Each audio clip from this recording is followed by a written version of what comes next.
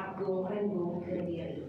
Assalamualaikum warahmatullahi wabarakatuh. Selamat sore Pak Agung. Waalaikumsalam warahmatullahi wabarakatuh. Salam sejahtera, salam kebajikan untuk kita semua, Pak Ima. Baik, bagaimana kabarnya hari ini Bapak? Sehat? Alhamdulillah sehat dan terus berjuang. Alhamdulillah, baik. Terima kasih juga Bapak ini telah jauh-jauh dari Mojokerto Kota Kediri di sore hari ini, di sore hari yang hujan ya.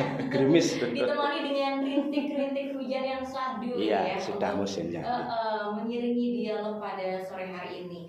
Baiklah Pak Agung, kali ini memang sebagai seorang pelaku UMKM seni lukis Agung Rendung Kediri.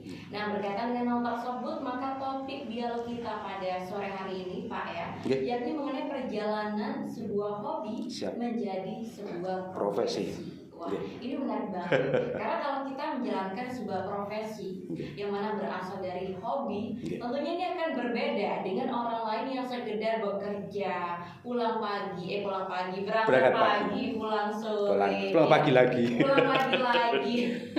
Nah, ini kalau nggak disertai dengan hobi atau minat pada bidang tertentu, tentunya ini akan terasa hampa atau lama-lama menjadi bosan gitu ya Pak ya. Capek, betul sekali. Nah, berarti dalam hal ini Pak Agung juga memang punya hobi di bidang seni gitu ya Pak ya. Ya betul Mbak Ima, betul. Oke deh, baik. Nah, mungkin bisa diceritakan ini Pak Agung mengenai bagaimana sih perjalanan Pak Agung sebagai seorang pelaku UMKM seni lukis yang mana ini menjadikan sebuah hobi menjadi sebuah profesi yang ternyata juga menghasilkan pundi-pundi rezeki. Iya. Penghasilan. Bismillahirrahmanirrahim. Kalau secara profesi Mbak Ima, saya memulai profesi sebagai pelukis atau penjual jasa lukis, yaitu 1 November 2017.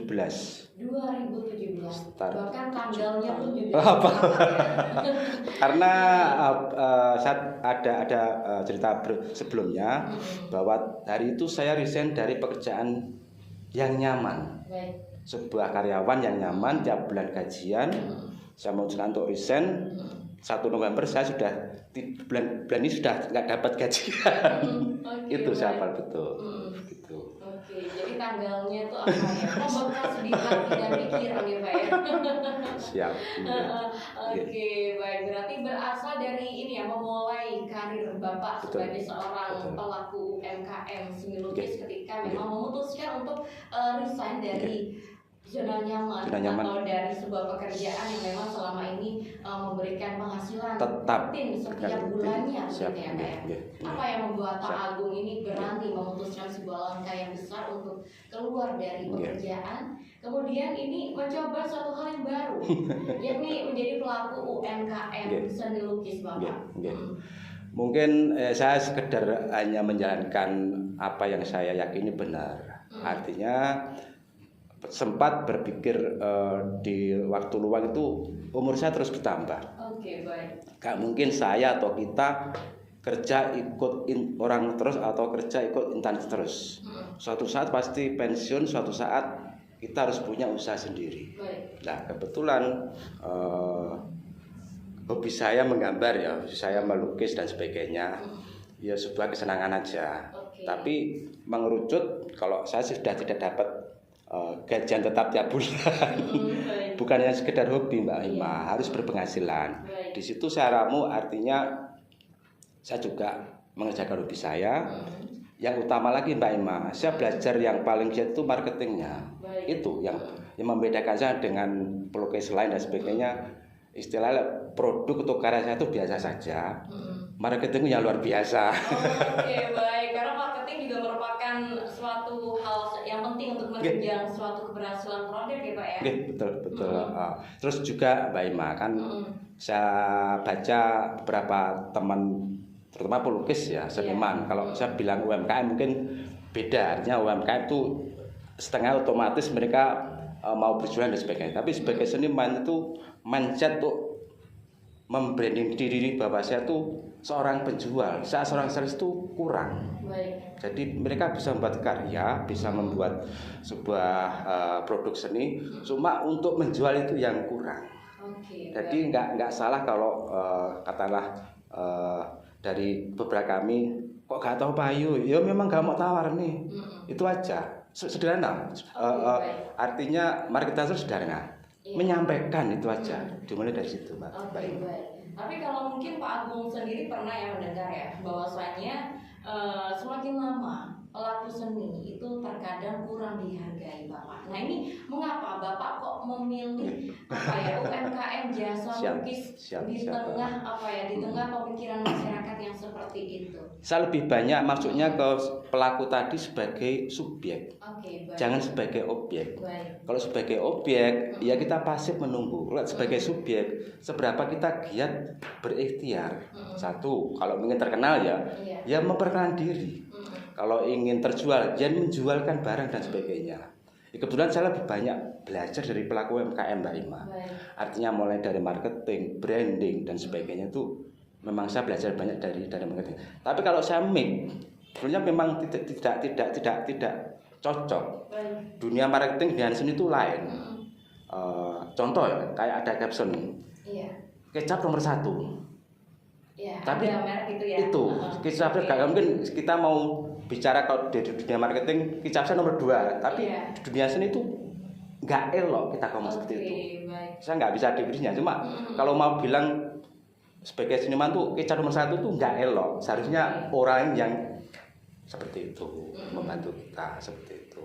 Baik. Karena memang yang namanya karya seni ini setiap orang punya seleranya sendiri-sendiri ya Pak ya. Jadi untuk mengklaim karyanya merupakan karya nomor 1 seperti yang tadi disebutkan oleh Pak Agung ini kalau di dunia seni rupanya kayak kurang pantas. Itu saya nggak tahu definisinya apa nggak elok Pak. Baik ya. Istilahnya menghargai sesama seniman ya Pak ya. Karena semua karya itu nggak ada yang jelek pastinya. Siap. Baik.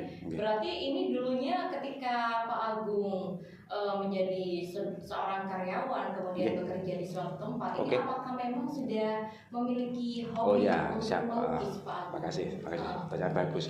Kebetulan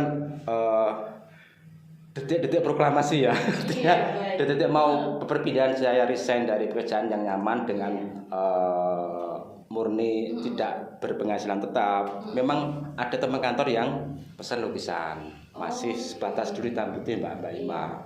Dan itu pun memang saya rasakan. Kan saya disuruh menggambar salah satu tokoh wajah, udah selesai alhamdulillah sesuai dengan keinginan. Waktu teman saya tuh tanya berapa Pak Agung, saya nggak bisa jawab. Untuk masuk nominal itu nggak bisa jawab. Jadi saya nggak tahu juga. Akhirnya saya coba tetap saling menghargai. Artinya dia mau memberi penghargaan, tapi saya nggak bisa ngomong. Akhirnya saya bilang Yus tukang rokok ini, kita ngopi dan sebagainya. Nah, baru kedua dipesan lagi, saya cobakan untuk nominal. Harus memberanikan diri. Artinya pada orang tanya itu memang nggak tahu. Jangan kita bilang, kalau aku pribadi jangan bilang monggo kerso. Mesaknya orang tanya. Tak bilang aja, tak hitung rokok sakmene, kopi sakmene, tak berupakan nominal, nyata deal. Seperti itu. Dan alhamdulillah lama kelamaan lek wong Jawa ngarene amarga kahanan Mbak amarga kahanan artinya saya juga berkeluarga, saya punya istri, punya anak, sebagainya harus berpenghasilan. Satu hal, saya meningkatkan karya seni. Mulai yang sederhana akhirnya sampai karya seni saya bisa lihat di Instagram dan sebagainya. Produk UMKM sama meningkatkan marketing. Marketing itu dari segi memperkenalkan diri, branding dan sebagainya, termasuk ini kesempatan saya untuk memperkenalkan diri aja. Itu bahasa begitu Mbak Ima. Baik. Jadi memang berawal dari pesanan dulu ya, seorang teman. Dilalah sudah pesan. Jadinya dari situ terpikirlah sebuah ide untuk sepertinya enak nih kalau biasa lukis begitu ya Pak ya. Iya, mungkin gini juga ada sebuah caption kan. Pekerjaan yang menyenangkan itu apa? hobi yang dibayar. Iya, betul sekali. Nah, berarti ini apakah memang dari kecil dulu suka coret-coret? Oh ya, Atau memang betul. apa ya, melukis atau menggambar ini sebuah hobi Bapak di luar pekerjaan gitu? Insya Allah saya ingat mungkin sejak SMA. Untuk menggambar wajah sejak SMA. Untuk SMP, SD nggak begitu. Karena mungkin misalnya pengaruh gurunya juga. Baik. Kalau dulu guru menggambar kan begitu datang ke ruangan, hari ini kita menggambar pemandangan sudah selesai. Baik. Jadi pasti mana itu dua gunung dan sebagainya apapun. Ada sawah, ada rumah sekarang ini guru-guru seni dan budaya kan sudah kayaknya minimal sarjana seni itu nggak sarjana umur, sarjana seni. Dalam artian saya beberapa kali di anu sama anak saya dan sebagainya, gurunya sekarang pindah, tugasnya bukan gambar, tapi meliput pelaku seni di Kediri untuk dibuat YouTube. Oh baik. Dan alhamdulillah, insya Allah saya paling banyak dikunjungi karena apa? Akun medsos saya paling banyak. Itu. Pak. Aktif ya Pak ya? Iya harus aktif begitu. Betul. Oke baik. Berarti memang dari SMA sudah hobi menggambar wajah. Tapi yang perlu diketahui ini Pak Agung ya, untuk menggambar atau melukis ini kan juga dibutuhkan suatu bakat yang mendukung, karena tidak semua orang bisa loh Pak. Kadang ada orang yang udah belajar mati-matian tapi ternyata hasilnya panggah ngono gitu aja. Betul. Nah dalam hal ini kalau menurut Pak Agung sendiri, bakat juga merupakan hal yang penting. Beberapa kali untuk seni lukis Mbak Ima ya. Beberapa kali saya diundang orang untuk ngajari anaknya. Saya memberi les lukis. Cuma bahasa saya cuma satu. Saya tidak beri Bu, saya kancani. Di situ caranya gimana Mbak Ima? Satu, saya kasih kertas putih. Dengan perintah menggambarlah yang kamu senangi. Jadi tidak seperti jam dulu. Hari ini kita menggambar pemandangan selesai. Kertas putih. Sama seneng apa? Kalau dia belum ada ide, apa seneng gambar pot aja. Seneng gambar buah aja. Baru dia punya ide lah. Di situ saya baca. Ada yang suka anime, ada yang suka menggambar berita. Loh, di Kediri itu ada komunitas komik loh, sampai ke penerbitan. Artinya kita kalau biasa jadi sok guru ya, nanti potensinya apa? Ada juga kemarin juga gitu, dari UNP Kediri juga gitu, berapa mahasiswa, tak kasih sama kertas kosong, nanti tak baca. Nanti kembali lagi kerjakan yang kamu senangi, karena apa? Seni itu senang dan menyenangkan. Seperti itu. Oke, apalagi kalau dibayar ya. Itu maksudnya menyenangkan di situ. Oke, baik. Nah, kemudian tadi yang telah disebutkan oleh Pak Agung bahwasanya ketika awal mula mendapatkan pesanan dari seorang jemaat ini kan hanya dibayar dengan sebungkus rokok ya Pak ya. Nah, kemudian lambat laun Pak Agung mulai memberikan harga pada karya seni yang telah dikerjakan oleh Bapak gitu. Nah, tentunya hal ini kan juga merupakan suatu hal yang tidak mudah dilakukan oleh para pelaku seni yang lain di luar sana. Makanya banyak yang bilang kalau banyak pelaku seni yang kurang dihargai karena mungkin apakah memang dari merekanya tidak bisa menentukan harga atau bagaimana. Kalau menurut Pak Agung sendiri? Satu poin yang perlu saya sampaikan, jangan takut mencoba. Memang saya pun juga takut Pak, cuma tetap saya kerjakan. Saya pun juga takut bayang-bayang. Satu contoh saya bilang segini, kok larang itu ada ketakutan. Tapi saya lawan, saya takut, coba saya tetap kerjakan. Contoh, ini saya real aja. Nominal saya yang pertama itu 50.000. Satu lukisan A3, ukuran 340, hitam putih. Dan itu saya coba naikkan terus. Nah 50 tak coba 100 lah, tetap boleh. Dan sebagainya. Sekarang alhamdulillah sampai jutaan ya, karena berani mencoba. Anggap aja gini Mbak, saya anggap sebagai pengajuan proposal. Saya ajukan proposal segini, katakanlah berapa miliar. Kalau dia ngenyang atau nawarkan, nanti itu ketambahan saya ilmu untuk negosiasi. Jadi nggak seperti data harga yang harus dibayar, nggak ada negosiasi seperti itu. Nanti yang saya lakukan satu, jangan takut mencoba menyampaikan. Kan tugas kan menyampaikan. Nanti kalau ini menyampaikan tidak saling sesuai, ya ilmu negosiasi. setelah ya tarik ulur ya titik edan dan sebagainya. Dan lama kelamaan alhamdulillah tadi secara produk juga naik, secara harga naik. Tambah lagi grade, kalau bahasanya tuh grade dompet pemesan. Ada anak sekolah, ada karyawan, ada big boss, ada pejabat. Itu nanti beda-beda ya. Pengajian proposal beda-beda gitu. Oke, baik. Ketambahan lagi mungkin sedikit Mbak. Saya pun juga tidak semua berpikiran dagang ya. Iya. Untung rugi. Di situ ada, kalau kita kebetulan saya muslim, itu ada sedekah. Baik. Jadi ini real. Saya coba aja minimal tiap minggu, tiap hari Jumat. Saya punya tetangga yang sudah janda, sudah pasca stroke, hidup sama putu cewek juga. Saya usahakan bersedekah minimal Jumat. Baik. Gini, sedekah itu mungkin memang ada penyakitnya. Kita pangan lo kurang tak sedekahkan tuh pasti ada. Tapi pada saat saya sudah niat besok sedekah itu, kebetulan Gusti Allah memberi rezeki itu. Nanti dimulai dari niat. Tapi niat kita pangan kurang tak sedekah. Ya rezeki juga lama, kita pun juga bisa tidak memberi sedekah. Baik. Itu Pak. Oke, baik. Nah, berarti kalau menurut Pak Agung sendiri ini faktor apa yang bisa menyebabkan Pak Agung bisa menentukan nilai jual dari karya seni yang telah Bapak buat begitu? Oke. Karena kan kalau misal beda ya dengan produk makanan misalnya Jelas. bisa ditimbang dengan bahan baku atau mungkin tenaga. Nah, kalau karya seni ini apa? Nilai jualnya dari mana? Siapa? Cara menentukannya? Saya pun itu belajar dari teman yang senior saya, kebetulan orang diri juga. Karena kami pun mungkin sama-sama meramu. Akhirnya saya diberi jawaban seperti ini. Satu, bahan. Bahan. Kedua, lama pekerjaan. Tiga, baru nilai seni. Terus tak ramu-ramu, saya tambah lagi siapa yang pesen tadi. Anak sekolah dan sebagainya. Mungkin kalau ketambahan istilahnya empat action ya.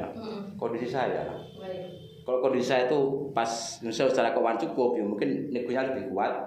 Kalau kondisi saya ekonomi saya nggak cukup, berapapun nanti banyak ilmu untuk kayak gini Mbak Rima. Kalau saya tuh deal, nanti nggak kaku. Dealnya berapa itu aja. Tapi secara rumus tadi bahan, lama pekerjaan, itu kan saya masih dianggap tukang pekerja, jadi bukan seniman murni, pekerja berapa hari dan berjam sebagainya. Bahan, lama pekerjaan, apa satu tadi?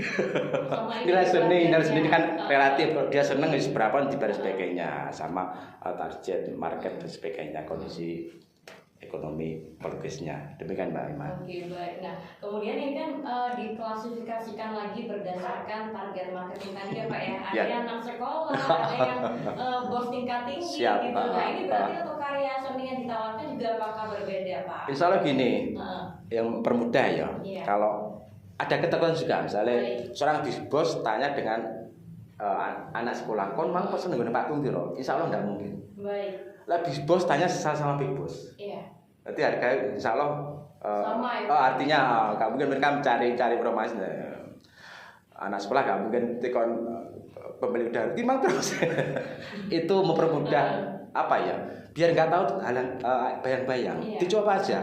Suatu saat kalau nanti terjadi masalah ya kita selesaikan. Kalau kita tidak mau coba sesuatu tapi takut bayang-bayang, ya tidak mencapai, nggak dapat ilmunya, nggak dapat pengalamannya, nggak dapat gagal. Karena ada caption seperti Mbak Ima sih. Gimana Jangan takut mencoba. Kalau kamu berhasil, kamu akan bangga. Kalaupun kamu gagal, kamu akan lebih bijak. Bisa dicoba lagi ya Pak. Oke, baik, luar biasa. Jadi memang ada ini ya, karena yang namanya karya seni, tentunya ini lebih fleksibel ya Pak ya, untuk menentukan harga. Nah, tadi juga Bapak ini bilang nih, bahwasanya sebelum memulai bisnis sempat belajar marketing. Nah, ini apakah ada perbedaan sistem marketing Pak ketika Bapak terjun ke dalam dunia UMKM seni lukis sama dunia UMKM yang menjualkan produk makanan misalnya, ini apakah dari segi marketing ada perbedaan caranya? Saya ambil persamanya dulu. Nanti persamaannya UMKM itu gini. Kendalamu adalah rezekiku. kendala orang bisa menggambar, saya bisa menggambar. Kendala calon customer nggak bisa menentukan harga, bisa memberi harga. Jadi perbedaan orang optimis dengan pesimis tadi, kalau orang-orang optimis apapun kendala itu jadi peluang. Tapi orang pesimis apapun kendala jadi halangan untuk tidak maju. Seperti itu. Berarti mindsetnya satu, jangan takut berhenti belajar, itu aja. Jangan takut berhenti belajar. Oke, baik. Jadi apapun bisa dipelajari, apalagi yang tadi telah disebutkan di awal ya Pak ya, bahwa kita mesti belajar hal yang susah, jangan hal yang mudah. Iya. Itu sok-sokan aja. Tapi memang terbukti. Oh, terbukti. Ya. Oke, baik. Nah, kemudian di awal Bapak Agung ini terjun sebagai seorang pelaku UMKM, atau istilahnya sebagai seorang pengusaha lah Pak ya. Iya. Karena kan sebelumnya entrepreneur Oke, baik. Nah, ini apakah pernah mengalami suatu kesulitan atau kendala ini Pak Agung? Ya, mungkin secara umum UMKM atau pelaku seni itu yang jadi kendala adalah marketing. Oke, baik. Marketing yang utama itu. Jadi belum tentu gini, ada suatu ucapan bahwa kalau kamu memulai suatu usaha, jangan berpikir modalnya berapa dan sebagainya. Bukan. Modalnya harus satu, dimulai. Dimulai nanti akan ada ide. Oh, contoh kalau saya jualan secara offline ya, saya pernah lihat kayak di ATM, tempat orang rame. Tak coba, itu nggak jangan gelar tikar dan sebagainya. Oh, di tempat wisata, tempat orang kumpul. Kebetulan gini Mbak Ima, saya kan nggak sanggup untuk mengundang orang ke tempat saya. Orang kumpul saya datangi. Ya memang memalukan. Kayak kalau tergantung kita mau melakukan enggak. Dan kalau sudah dilakukan tidak sememalukan yang kita bayangkan. Oke, baik. Karena udah nekat tadi ya Pak ya. Paling Oke, baik. Berarti kendalanya dulu di awal adalah bagaimana cara Pak Agung dalam mengenalkan karyanya terhadap para customer gitu ya Pak ya. Nah, dengan cara mendatangi perkumpulan orang sedang kumpul. Nah, itu apakah masih dilakukan sampai dengan sekarang Pak Agung? Alhamdulillah terus. Gini, setiap peluang apapun saya tangkap, istilah gercep ya, supaya cepat. Saya sampaikan proposal saya. Nggak beda di hari ini kan segitu. Informasi saya langsung jawab berapa dan sebagainya. Kalau berjodoh ya berarti saya ikut, nggak berjodoh berarti nggak ikut. Coba lagi berarti Pak ya. Apapun, apapun. Dan ternyata ya bisa lah. Ternyata apa ya? Bukan awang-awang, artinya kalau kita mau on air bukan suatu yang tidak mungkin dan sebagainya, tetap bisa selama ya paling gampang tadi pengajuan proposal itu aja, pengajuan proposal. Oke, baik. Nah, kemudian di era digital seperti sekarang, kalau dulu mungkin di tahun 2017 di mana awal mula Bapak Agung memulai usaha dimulai dengan cara mendatangi perkumpulan yang bahkan juga offline telah dilakukan sampai dengan sekarang begitu. Tapi kan sekarang udah eranya modern ya Pak ya, era digital, di mana sosial media ini benar-benar menjadi penentu marketing suatu produk begitu. Nah, apakah dari Pak Agung sendiri juga turut terjun di dalam dunia sosial media atau dunia digital untuk memperkenalkan karya seni Pak Agung kepada customer? Kebetulan gini Mbak Ima, justru waktu pandemi COVID-19 itu saya ngambil hikmahnya justru dari situ. Menekuni dunia online, menekuni di dunia digital sebagainya.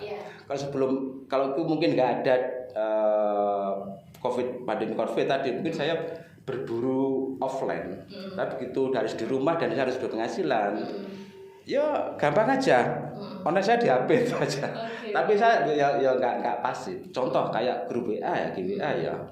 Nggak hanya posting. Saya coba berapa orang saya japri yang kemungkinan mau pesan lukisan itu ada pembacaan untuk ini mau ada.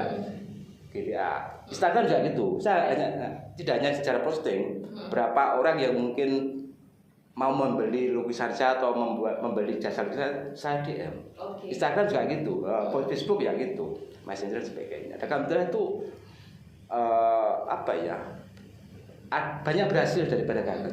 Contoh real ya, Mas Dito, Bupati Kediri, saya DM dan beliau respon.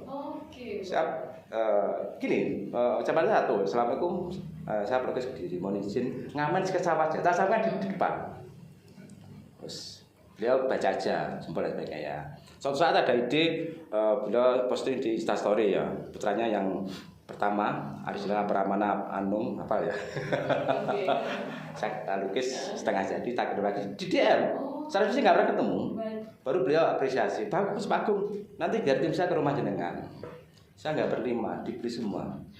Saya gambar lagi justru 7, yang 2 dibeli belinya Bu Reni Pramono. Saya post di Instagram, di WA, di Jabril. Tapi sopo, saya nggak masuk ke dalam titik toh.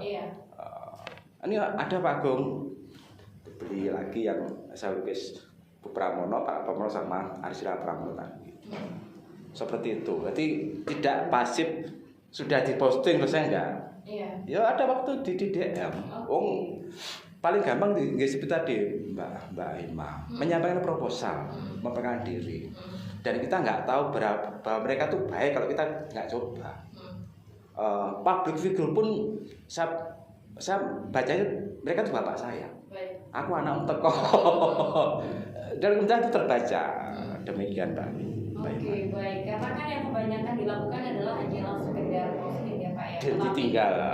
Posting ditinggal, kemudian ya udah menunggu respon atau reaksi dari customer. Tapi beda dengan Pak Agung yang mana lebih effort ya Pak ya. Usahanya lebih nih, karena memang menawarkan produknya lewat pesan.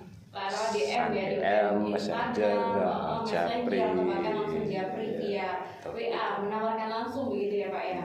Jadi istilahnya bukan customer yang mendatangi Bapak, tapi Bapak yang mendatangi customer. Iya, namanya juga pelayan Mbak, harus melayani. Kalau mungkin saya sudah nama saya besar kayak pelukis besar, kayak event dan sebagainya, mungkin tinggal duduk di rumah datang sudah sama si kecil ya kulodun menyampaikan maksud. Tapi yang namanya hidup itu berproses ya Pak ya. Mungkin suatu saat nanti Pak Agung akan mengalami hal tersebut. Amin. Mungkin kalau sekarang lagi usahanya ditingkatkan gitu ya Pak ya, demi apa? Mengenalkan produk Pak Agung kepada customer begitu. Terus juga gini juga Mbak Ima, kebetulan ya kapan ngomong lagu nyebar brosur itu saya mulai menikmati hasil setelah tahun kelima ternyata. Artinya nyebar brosur apa? Tiap GWA saya aktif posting dan sebagainya. Terutama Kediri itu insya Allah hampir semua instansi nama saya tercantum. Itu bahasa Indonesia, bahasa kerennya mereka kenal saya semua kayak. Tapi pada saat mereka punya kebutuhan tuh bikin souvenir lukisan, saya dipanggil karena yo meninggalkan biodata, meninggalkan nama secara offline, secara online kan aktif posting demikian. Oke, baik. Nah, kemudian ini kan Pak Agung kan jasa seni lukis ya Pak ya. Ini untuk pemesanannya bagaimana Bapak? Caranya bagaimana? Tidak Pak, sebutkan akun media sosial. Boleh Pak. Kalau secara mudah melihat produk karya seni saya di Instagram, itu jasa seni lukis Kediri, itu Instagram. Google juga ada jasa lukis Kediri Art Gung Rainbow. Di TikTok juga ada jasa lukis Kediri Art Gung Rainbow. Di Facebook juga ada Art Gung Rainbow. Ya, saya usahakan jasa lukis Kediri Art Gung Rainbow, berarti itu saya seperti itu. Baik. Berarti pemesanannya tinggal apa ya? DM Bapak langsung. Ya, DM bisa. Di situ semua ada nomor WA saya. Jadi saya bolak-balik Mbak Ima. Kalau orang ujuk-ujuk karena kenal ya dan belum tahu karya saya, masuk ke WA saya, nanti tak kasih link Instagram saya biar tahu produknya seperti ini. Tapi kalau sudah tahu dari Google, ya berarti ada nomor WA saya, berarti dia sudah tahu siapa saya dan produk saya seperti apa, seperti itu. Oke, baik. Berarti langsung kayak untuk bisanya itu by request atau bagaimana Bapak?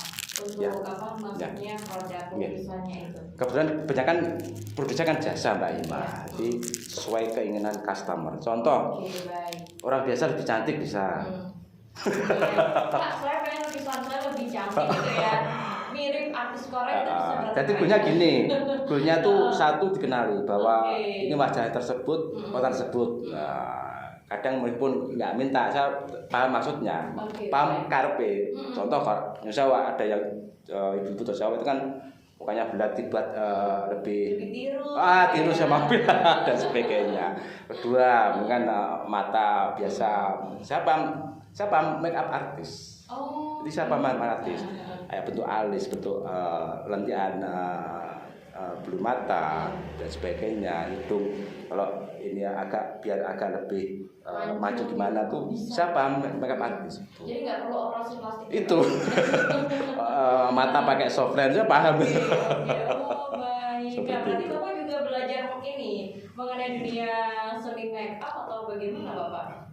Saya memang sudah tahu dari cuma gini ya, saya pernah dengar ucapannya penyanyi diva Indonesia cewek siapa yang itu?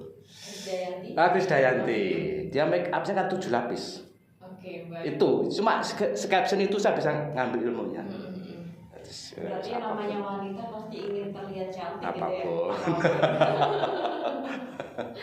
Jadi tentunya sangat mudah ya Pak ya, bagi siapa tahu ada pendengar yang tertarik untuk menggunakan jasa dari Pak Agung, langsung aja cek di Instagram boleh, Facebook boleh, TikTok juga ada, di mana-mana ya Pak ya. Pokoknya ada jasa seni lukis Agung Rainbow. Agung Rainbow juga ada sejarah dan maksud. Nah ini yang mau saya tanya. Saya dulu. Nah ini kenapa mau pilih nama Agung Rainbow ini Pak? Sebenarnya itu sejak kerja saya kan kebetulan saya kena alumni Menwa. Iya. Saya biasa berpenampilan sok militer. Mereka manggil saya itu Rembu. Ya Rembu. Rembu. Karena ya alam militer alami seperti itu. Lah begitu masuk dunia seni lukis, musuh bangga Rembu, pelukis Rembu. Terus tak buat Rainbow. Kan jadi orang lama terkenal saya tuh latar Rainbow, coba ganti Rainbow. Lah Agung itu kenapa? Tentunya sok-sokan aja. Misalnya kan Joko Art, Kayu Art, kan sudah banyak, sudah pakai art belakang. Nama saya kan Agung, dibaca Agung itu aja. Baik, tapi kreatif banget. Tapi emang gini ya, kalau orang seni yang bikin kata-kata. Atau filosofinya gini, artnya dulu. Baru nama saya. Terus itu juga sebuah istilah apa ya? Ucapan adalah sebuah doa. Saya buat nama itu masih tukang gambar hitam putih, hanya sketsa wajah. Dengan art saya memang lama-kelamaan berkeinginan jadi seorang seniman. Sudah jadi seniman saya beringat jadi seorang budayawan dan sebagainya meningkat. Jadi nama pun juga Nomo Kinarjo Jopo dengan doa. Jadi pada saat di bawah ya namanya sudah ibunya sok-sok kerana. Akhirnya sampai situ. Oke, baik ya, nama sebuah doa semoga nanti kedepannya Pak Agung ini bisa menjadi seniman ya, yang bisa menjadi sosok yang menginspirasi banyak orang. Oke, baik. Nah, ini Bapak ya tadi ngomongin soal pemesanan produk, ini untuk produk yang telah ditawarkan customer, kira-kira untuk waktu pengerjaannya itu rata-rata berapa lama? Kalau standar itu ukuran yang paling kecil kertas gambar 20-30 itu paling 1 hari. 30-40 ya 1-2 hari, 40-60 3-5 hari dan seterusnya. Tapi yo saya pun juga kadang juga ngumun karepku dhewe Mbak Ima. Pernah ukuran 40-60 ya. Jam 1 pesen, besok jam 3 diambil. Ya selesai. Dan itu 2 jam doang. Gak sampai. Saya pun kadang ya mungkin apa ya? Mungkin gini Mbak Ima, ilmunya kalau saya pribadi butuh mengetahui goals, butuh mengetahui tujuan. Akhirnya di situ ada pressure dari customer dengan saya sendiri. Kalau saya besok jam 3 selesai, saya dapat bayaran. Kedua saya dapat nama profesionalisme. Itu. Bu cara kupiye harus selesai. Mungkin ditanyakan juga masalah mood sama dia, matanya masalah mood ya. Kayaknya Pak Agung ini bisa membaca pikiran. Karena gini Pak, dulu tuh kan saya juga suka ilmu menggambar ya, ilmu seni rupa. Ini kalau lagi nggak mood itu untuk mendapatkan suatu ide atau inspirasi itu sangat susah loh Pak. Nah, sedangkan kalau Pak Agung ini kan orang yang bergerak dalam bidang jasa seni lukis, Siap. jadi mood nggak mood ya, walaupun lagi sedih, lagi pengen nangis Oke. nih Pak ya, istilahnya tetap harus menggambar Oke. gitu. Bagaimana cara untuk mengontrol hal tersebut Pak Agung? Ini ilmu jiwa. Iya. Saya pernah baca masalah meditasi. Baik. Di situ bahwa saya, sang aku, sang roh itu dibekali 3 bahan. 1 Baik. badan, 2 pikiran, 2 hati. 3 hati. Lamut masuk di hati. Lah, istilah nggak beda kita naik dokar lah. Itu kan alat kita. Baik. Jadi aku itu roh, itu jangan ya butuh, cuma itu tergantung. Saya bisa menggambar dengan hati sedih. Baik. Saya bisa menggambar dengan pikiran kacau. Saya bisa menggambar dengan badan yang capek. Karena apa? Tahu goalsnya tadi, tujuannya. Diketahui itu tujuannya bahwa saya bekerja 1 hari nanti dapat gajian. Kedua, pressure ada 2, dari customer, dari kondisi saya sendiri. Artinya kondisi saya itu apa? Saya punya keluarga, saya harus berpenghasilan. Itu kalau saya pas hati gundah terus ngikuti hati gundah, yo tidak berhasil. Itu masalahnya. Kembali lagi ke penguasaan diri. Oke. Seperti itu Mbak Ima. Berarti memang dibutuhkan tekad yang kuat ya Pak ya. Ya, Jangan sampai nuruti mood yang jelek, pikiran yang kacau. Ini karya malah nggak jadi-jadi. Di situ ada lagi Mbak Ima, Iya. ada satu intinya aku, intinya sang aku, sang ego, sang roh itu apa? Kemauan. Baik. Kemauan. Diibaratkan seperti saya baca ya, diibaratkan orang yang sesuatu yang nggak punya ego tuh, contoh ada seekor kerbau, sehat, kuat, kekar. Dia berdiri di tengah lapang, hujan badai. Oke. Karena dia nggak punya kemauan, ya menengai. Lah kita lo manusia, bisa berpikir, bisa punya kemauan. Intinya kemauan. Lah udan aku yang ngiyup, lah gelem ngalih por. Itu kemauan. Oke, kemauan yang kuat ya Pak ya. Itu kemauan yang kuat. Oke, baik, keren banget. Dan ini bisa diaplikasikan pada semua jenis pekerjaan Siap, ya Pak ya. siap. Oke, tapi memang yang paling utamanya adalah sebagai seorang pelaku seni ya. Ini jangan sampai terpengaruh dengan adanya pikiran. Ada lagi seperti ini, pengaruh ya, Pak, seperti ya? ini Mbak Ima, saya ingat ya. Seorang yang punya jiwa seni itu tidak dimasukkan jadi pekerja seni. Baik. Seorang jiwa seni itu maksudnya apa? Punya rasa percaya diri. Seperti itu. Seorang punya jiwa seni bisa kerja dimanapun. Baik. Dan sebagainya. Contoh kayak Pak Soekarno juga pelukis, bisa jadi pemimpin. Pak SBY juga pelukis, jadi pemimpin. Pak Jokowi juga tukang ukir kayu. Iya. Artinya apa? Itu mereka punya jiwa seni. Jiwa seni itu orang yang percaya diri. Ya paling gampang ya. Kalau saya contohkan tuh kayak Michael Jackson. Baik. Atau Axl Rose. Kalau dia punya jiwa seni, dia loh menghadapi begitu banyak penonton. Kalau dia nggak pede, mereka penonton kan mengharapkan tontonan yang bagus. Itu dibutuhkan jiwa seni, dibutuhkan percaya diri. Seperti itu Mbak. Oke, baik. Nah, kemudian ini Pak Agung, sejauh ini dari tahun 2017 sampai dengan sekarang tahun 2024 ya Pak ya. Untuk customer Bapak atau pengusaha sudah sampai kemana aja Pak? Apakah masih di lingkup sendiri saja atau sudah berhasil di luar kota atau bahkan luar negeri ini Pak Agung?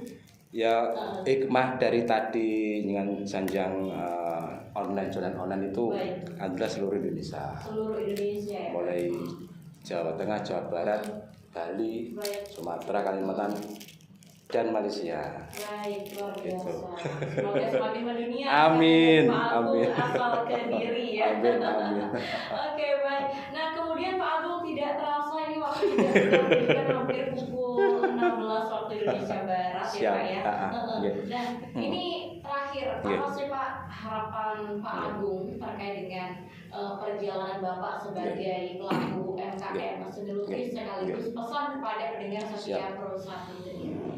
Satu hal yang dari saya sendiri, jiwa saya itu seni. Cuma lebih banyak di dunia seni lukis. Di situ saya baca kita sebagai seniman dan pelukis sebagainya, jangan jadi objek. Baik. Jadilah objek atau pelaku. Contoh sederhana Mbak Hima. Pameran lukisan. Kita pameran lukisan buat karya seni lukis sebagus mungkin dengan waktu lama dan sebagainya. Terus kita sewa gedung, bayar dan sebagainya. Waktu pameran kita jaga jadi eksibisi dan sebagainya, nggak payu pulang. Di situ ada peluang sebetulnya. Kita buat konten. Itu para konten kreator anak-anak Gen Z dan sebagainya itu sudah bisa mengambil konten dan buat dia bisa berpenghasilan atau berguna. Lah kita sebagai pelakunya malah pasif. Ya kayaknya sama karena pasif. Baik. Harusnya aktif, baca peluang. Macam siapa? Kalau saya kan biasanya nyusau kita contoh orang Jawa dan sebagainya. Wah ini bisa dijual, wah ini bisa berjual. Itu pembentukan mindset. Oh ini bisa dijual. Baik. Seperti itu Mbak. Oke, baik. Jadi memang sangat penting dari seorang pelaku bisnis untuk kita membaca peluang ya Pak. Betul, ya? betul. Terutama bagi anak muda yang barangkali tertarik untuk terjun ke dalam dunia bisnis ya Pak ya. Oke. Apapun yang senangi bisa jadi profesi dan berpenghasilan kalau sungguh-sungguh itu aja, sungguh-sungguh. Oke, baik, luar biasa, sangat menginspirasi ya. Dan langsung kita pada sore hari ini mendengar yakni bersama dengan Bapak Agung Purwanto, pelaku UMKM Jasa Seni Lukis Agung Rainbow dari Kediri. Terima kasih banyak Pak Agung sudah meluangkan waktunya pada sore hari ini untuk hadir langsung dalam studio Bersatu Kediri. Jauh-jauh dari Mojoroto ya Pak ya. Semoga nanti pulangnya tidak hujan ya Pak. Amin.